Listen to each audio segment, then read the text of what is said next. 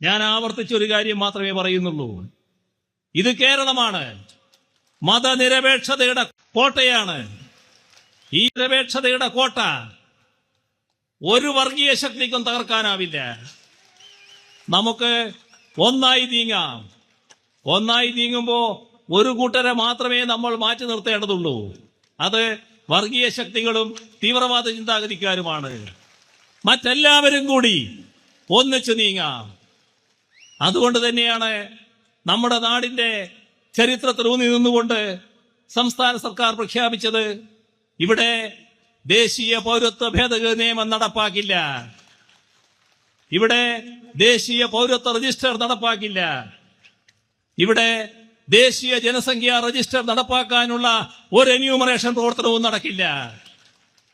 അതോടൊപ്പം തന്നെ ഇങ്ങനെയുള്ള ആളുകളെയൊക്കെ സൂക്ഷിക്കാനുള്ള ഒരു കരുതൽ തടങ്കൽ പാളയവും ഈ കേരളത്തിൽ ഉണ്ടാവില്ല. ഇത് ജനം സാക്ഷി, നമ്മുടെ നാട് സാക്ഷി. ഈ നാട് ഈ സർക്കാരിൽ അർപ്പിച്ച ഉത്തരവാദിത്വം ഞങ്ങൾ നിറവേറ്റും. അതിന് നിങ്ങളെല്ലാവരുടെയും പിന്തുണ ഉണ്ടാവണം എന്ന് മാത്രം അഭ്യർത്ഥിച്ചു.